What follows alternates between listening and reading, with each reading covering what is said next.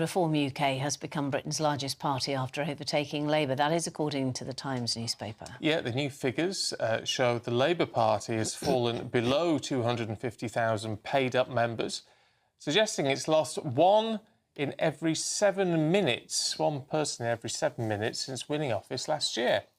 That means Reform UK, which has 268,631 paid-up members, according to its own live counter, is now the largest party. Let's talk to political commentator Piers Possinger. Piers, good morning to you. Good morning. I mean, look, it's something for the party to celebrate, but we need to take a step back, don't we? Well, there you go. This is GB News Originals. I'm Emily Carver. Please do give this video a like and subscribe to our channel for more content like this. And do leave a comment. Let me know what you think. So, why is this happening? Why are so many people not only saying they would vote for reform in the opinion polls, but why are so many people putting their hands in their pockets to sign up? Because that's a completely different step. Well, I think it's a measure of the anger that the people are feeling towards the traditional parties. We've seen the mess the Conservatives ended up making, and now the Labour Party, which seems to have completely ignored its manifesto, failed to keep its promises, taxed everyone. It's a total mess. And now we've just seen the very latest forecast where we look as though we're heading into recession, which is really worrying for this government. I mean, Reform have really motored, and they're now nearly 270,000. The other party that's really motoring is the Greens, and they're up to 170,000, which is a huge number. I mean, the Greens were a little joke a year ago, and now their leader, whatever you think of him, and I have to say he's a fairly odd bloke, but nevertheless, for the young, he is attracting a great deal of support. And it's also very interesting that one of the Labour Party manifesto pledges was to bring the voting in for 16-year-olds. They've gone very quiet on that.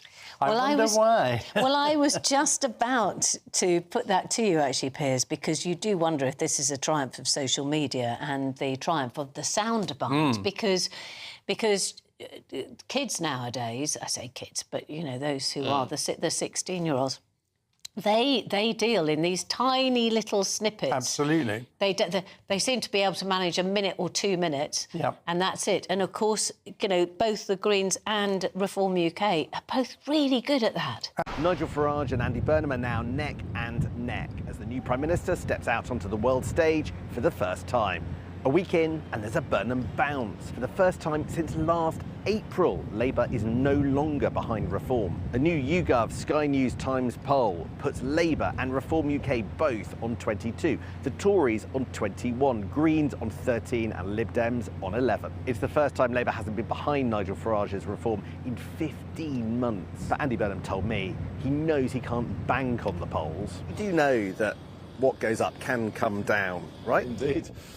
Yeah, of course. I mean, I wouldn't get carried away by any poll. I am talking a lot about Britain believing again and getting its hope back, and I'm not going to apologise for that.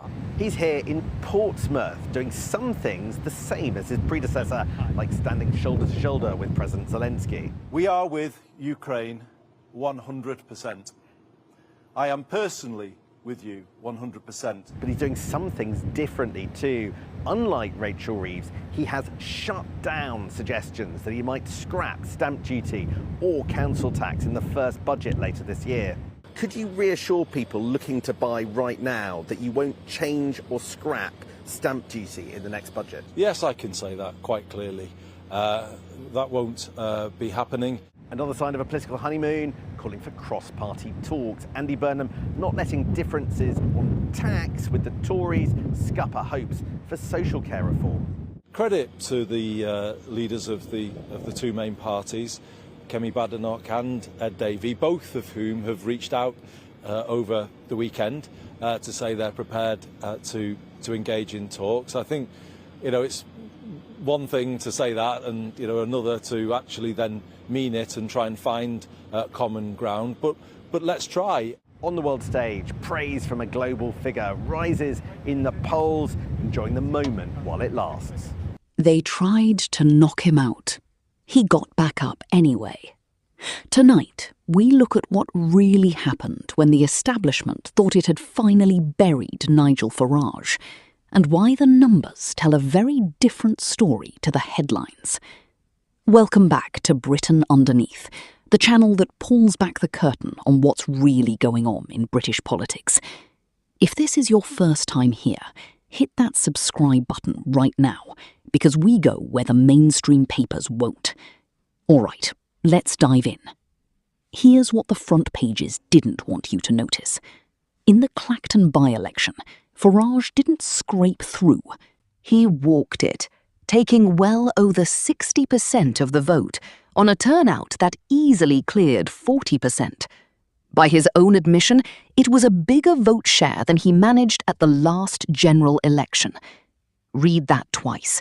A sitting MP, already scrutinised more than almost anyone in British politics, just increased his mandate. And yet, if you opened a newspaper the next morning, you'd have thought the man had been carried out on a stretcher. Some of the coverage practically treated the result as a punchline, more interested in a novelty rival candidate than in the actual numbers. Complaints rolled in about him not attending the count in person.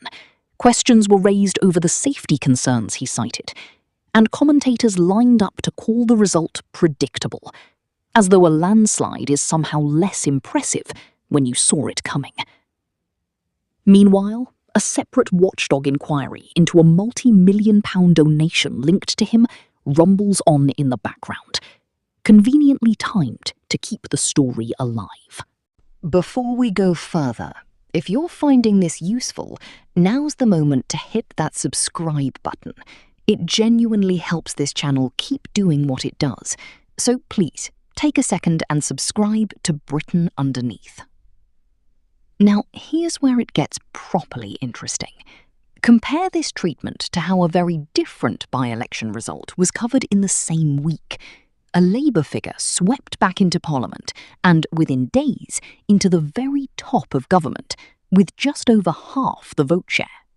That result was described in glowing terms, held up as proof of momentum, a mandate, a mood shift in the country. The exact same commentators who waved away a much bigger win for Farage suddenly found percentages fascinating when they favoured someone else. You cannot have it both ways. Either vote share matters, or it doesn't. Choosing which rule applies depending on who wins is not analysis, it's spin. Then there's the money. Critics were quick to point out the cost of running the Clacton contest, despite an offer to help cover it being turned down. Strangely, nobody seemed half as bothered by the far larger bill for electing that new mayor, or the cost of the seat that triggered the whole chain of events in the first place, one that came with a very comfortable parliamentary pension package attached for the outgoing MP. Funny how expensive democracy only becomes a scandal when the wrong person wins.